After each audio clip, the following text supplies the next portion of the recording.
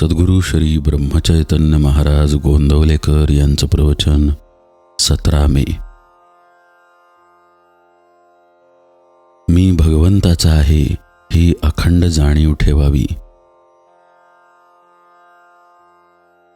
आपल्याला काही हवे असे वाटले आणि ते तसे झाले नाही म्हणजे तळमळ लागते. परंतु सर्व परमात्माच करतो आहे असे मानले म्हणजे काळजीचे कारण उरत नाही. आपण देव आहे असे म्हणतो, पण आपला तो खरा विश्वास आहे का?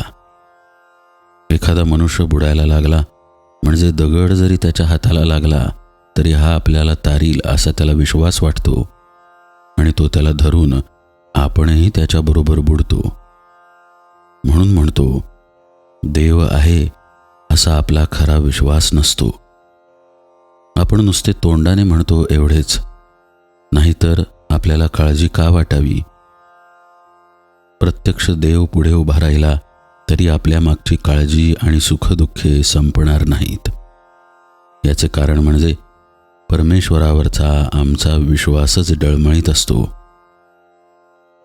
वास्तविक परमेश्वराची इच्छा प्रमाण मानल्यावर सुखदुःख मानण्याचे कारण नाही. परमेश्वर सर्वव्यापी आहे. तो जसा माझ्यात आहे तसा दुसऱ्यातही आहे. म्हणून दुसऱ्याने काहीही केले तरी आपल्याला त्याबद्दल काही वाटण्याचे कारण नाही. तरी अशी भावना ठेवून वागावे की मी देवाचा आहे, तो माझा पाठीराखा आहे आणि म्हणून काही झाले तरी मला काळजी करण्याचे कारण नाही. हे सर्व नामस्मरण केल्याने साधते. म्हणून मी आजपासून सतत नामस्मरण करीत राहणार असा निश्चय करावा आणि त्या दृष्टीने प्रयत्न चालू ठेवावा. परमेश्वराला शरण जाऊन मला तसे वागण्याची बुद्धी द्यावी म्हणून प्रार्थना करावी. मनाला पहिल्याने थोडी बळजबरी करावी लागेल. लहान मुलांना शाळेत जाण्याकरिता सुरुवातीला थोडी बळजबरी करावी लागते.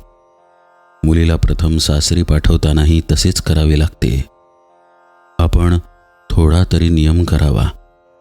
उदाहरणार्थ, जेवायच्या आधी, रात्री निजताना, सकाळी उठताना नाम घ्यायचेच, भगवंताची आठवण करायचीच.